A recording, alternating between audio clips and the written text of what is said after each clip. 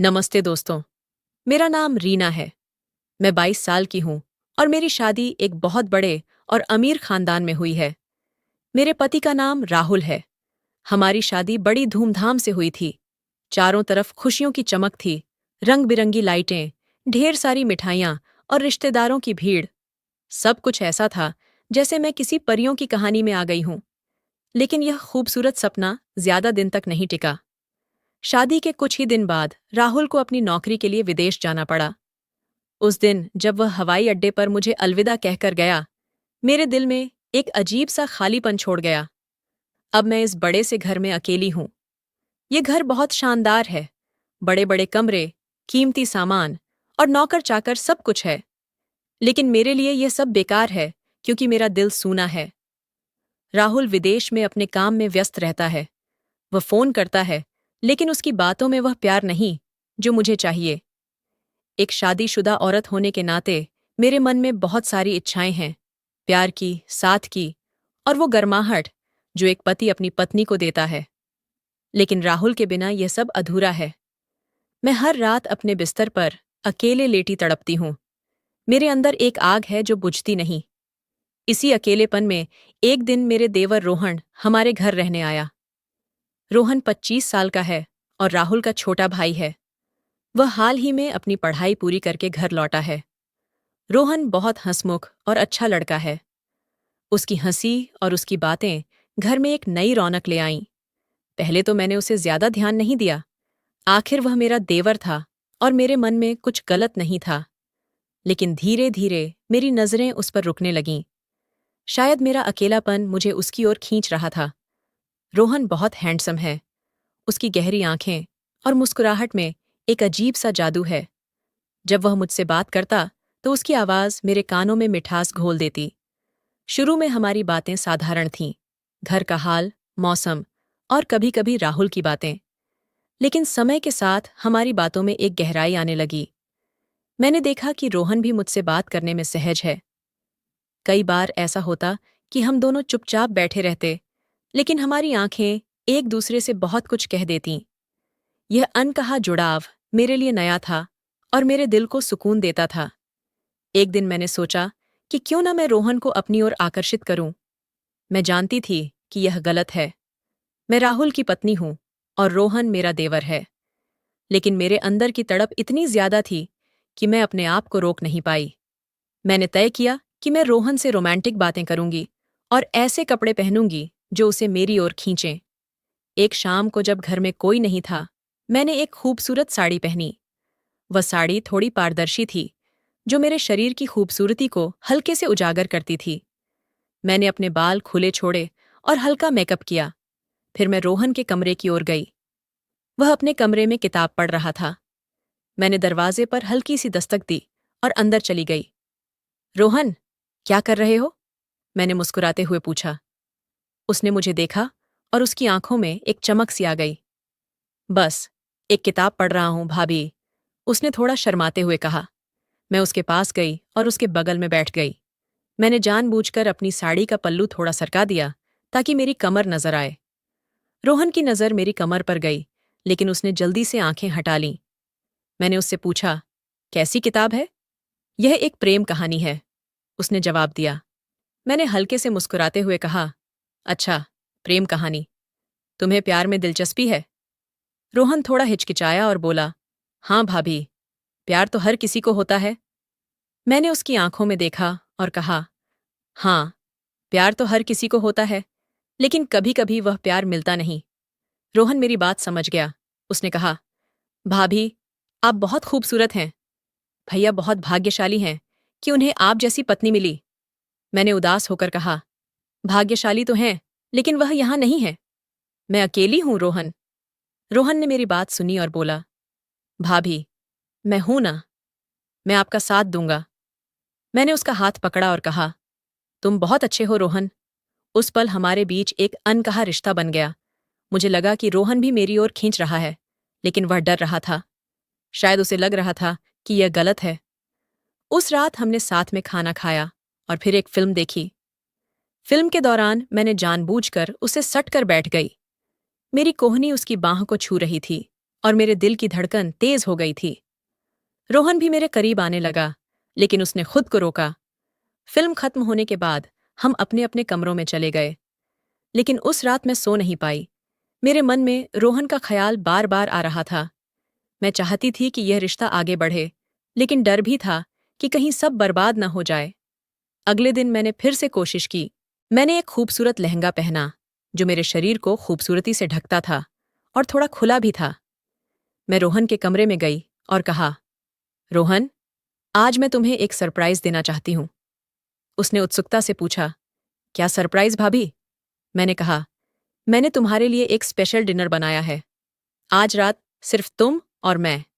रोहन ने मुस्कुराते हुए कहा, वाह भाभी, ये तो बहुत अच्छा है। उस रात मैंने डाइनिंग टेबल को खूबसूरती से सजाया, मोमबत्तियां जलाईं और हल्का संगीत बजाया। जब रोहन आया तो वह हैरान रह गया। उसने कहा, भाभी, ये तो बहुत सुंदर है। मैंने कहा, तुम्हारे लिए रोहन। हमने साथ में खाना खाया और बातें की। मैंने जानबूझकर रोमांटिक बातें शुरू की। रोहन, तुम्हारी कोई गर्लफ्रेंड है? मैंने शरारत से पूछा। उसने शर्माते हुए कहा, नहीं भाभी, अभी तक तो नहीं। मैंने कहा, अच्छा, तो तुमने कभी प्यार नहीं किया? रोहन ने कहा, प्यार तो किया है, लेकिन वह एक तरफा था। मैंने उसका हाथ पकड़ा और कहा, कोई बात नहीं रोहन, प्यार तो होता ही है। उस पल मुझे लगा कि हमारा रिश्ता और गहरा हो गया है। खाना खत्म होने के बाद हम सोफे पर बैठे। मैंने कहा, रोहन, क्या तुम मुझे एक मसाज दे सकते हो? मेरी पीठ में बहुत दर्द है। रोहन थोड़ा हिचकिचाया, लेकिन फिर मान गया। उसने मेरी पीठ पर हाथ रखा और मसाज शुरू की। उसकी उंगलियां मेरी पीठ पर चल रही थीं और मेरे शरीर में एक अजीब सी सिहरन होने लगी। मैंने आंखें बंद कर लीं और उस पल को महसूस किया। रोहन, तुम बहुत अच्छे हो। तुम्हारी उंगलियां जादू करती हैं। मैंने धीरे से कहा। उसने मुस्कुराते हुए कहा, धन्यवाद भाभी। फिर मैंने अचानक उसका हाथ पकड़ा और उसे अपनी ओर खींच लिया। हमारे चेहरे बहुत करीब थे। मैं उसकी सांसें महसूस कर सकती थी। मैंने उसकी आंखों में देखा और लगा कि अब कुछ होने वाला है। लेकिन तभी रोहन पीछे हट गया और बोला, भाभी, यह गलत है। आप मेरी भाभी हैं। मैं उदास हो गई और कहा, रोहन, मैं जानती हूं, लेकिन मैं बहुत अकेली हूं। मुझे तुम्हारी जरूरत है। उसने कहा, भाभी, मैं आपकी भावनाओं को समझता हूं, लेकिन यह सही नहीं है। अगर किसी को पता चल गया तो बहुत बुरा होगा। मैं चुप हो गई। वह सही था, लेकिन मेरे दिल की आग कम नहीं हो रही थी। उस रात मैं अपने कमरे में गई और रोने लगी। मुझे खुद पर गुस्सा आ रहा था, लेकिन मैं क्या करूं? मेरी इच्छाएं मुझे मजबूर कर रही थीं। अगले कुछ दिन मैंने रोहन से दूरी बनाए रखी। मैं नहीं चाहती थी कि हमारे बीच कोई गलतफहमी हो, लेकिन मेरे दिल में उसके लिए भावनाएं और गहरी होती गईं। एक दिन मैंने उसे पार्क में टहलते देखा। मैं चुपके से उसके पीछे गई। पार्क में एकांत था। मैं उसके पास गई और बोली, रोहन, मैं तुमसे कुछ कहना चाहती हूं। उसने कहा, हाँ भाभी, बोलिए। मैंने हिम्मत जुटाई और कहा, रोहन, मैं जानती हूं कि यह गलत है, लेकिन मैं तुमसे प्यार करने लगी हूं। मैं तुम्हारे बिना नहीं रह सकती।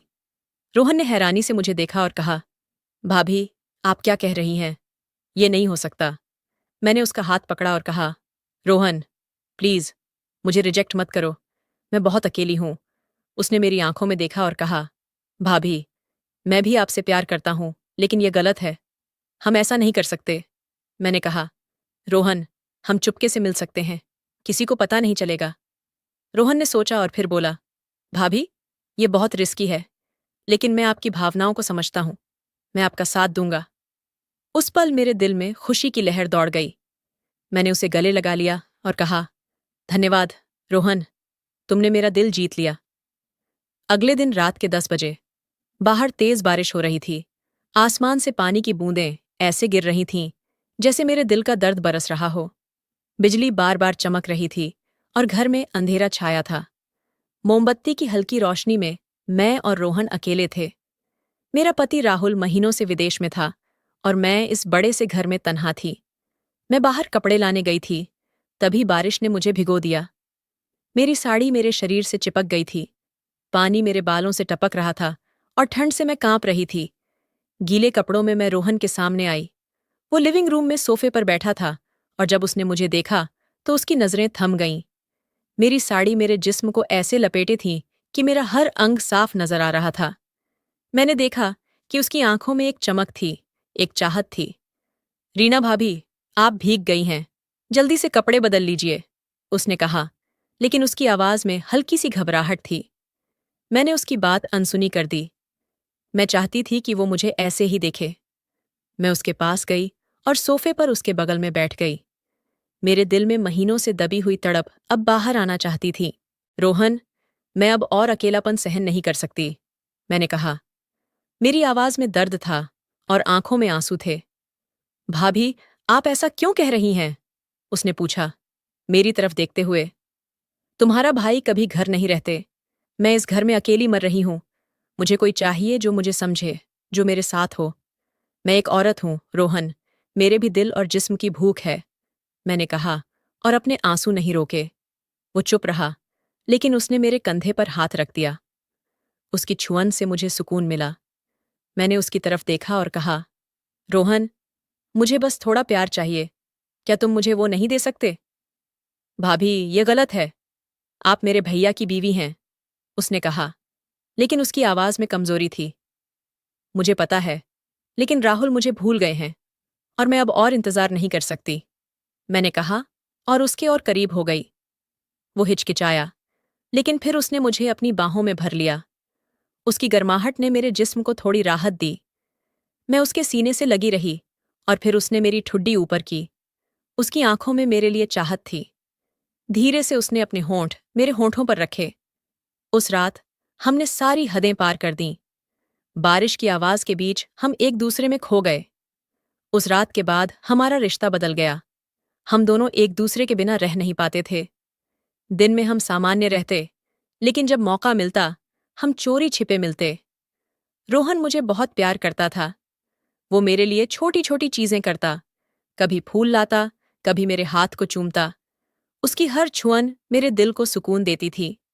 एक दिन, जब घर में कोई नहीं था, हम मेरे कमरे में थे। उसने मुझे अपनी बाहों में लिया और कहा, भाभी, तुम बहुत खूबसूरत हो।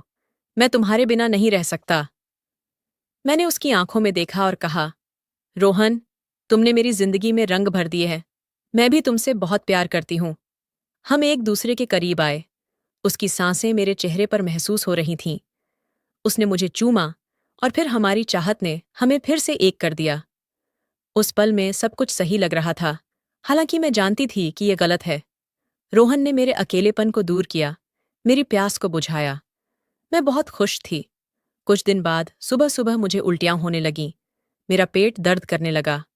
पहले मैंने सोचा कि शायद कुछ गलत खा लिया, लेकिन जब ऐसा बार बार हुआ तो मुझे शक हुआ। मैंने टेस्ट किया और सच सामने आया। मैं प्रेग्नेंट थी। मैं डर गई। रोहन को बताया तो वो भी परेशान हो गया। भाभी, अब क्या करेंगे? अगर भैया को पता चला तो सब खत्म हो जाएगा, उसने कहा। मुझे नहीं पता रोहन, मैं भी डर रही हूं, मैंने कहा। मेरे हाथ कांप रहे थे। हमने सोचा कि शायद इसे छिपा लें, लेकिन ये आसान नहीं था। मेरे मन में डर था कि राहुल को सच पता चल गया तो क्या होगा। फिर एक दिन राहुल बिना बताए घर आ गया। वो मुझे सरप्राइज देना चाहता था। मुझे देखकर वो बहुत खुश हुआ। उसने मुझे गले लगाया और कहा, रीना, मैं तुम्हें बहुत मिस करता था। लेकिन फिर उसकी नज़र मेरे पेट पर गई।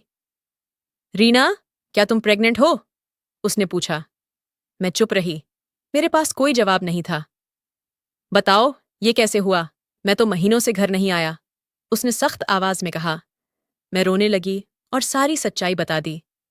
राहुल, मैं बहुत अकेली थी। तुम कभी मेरे पास नहीं थे। मैं हर रात तड़पती थी। रोहन ने मेरा साथ दिया और हमारा रिश्ता बन गया। ये बच्चा उसी का है। राहुल का चेहरा गुस्से से लाल हो गया।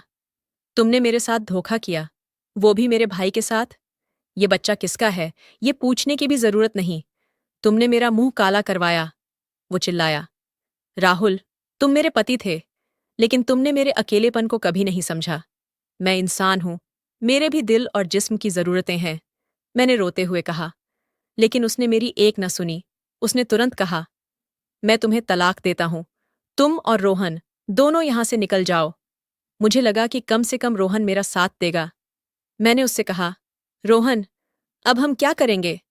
लेकिन उसने ठंडे लहजे में जवाब दिया, भाभी, मैं तुम्हें नहीं अपना सकता। ये सब एक गलती थी। मैं इस बच्चे की जिम्मेदारी नहीं ले सकता।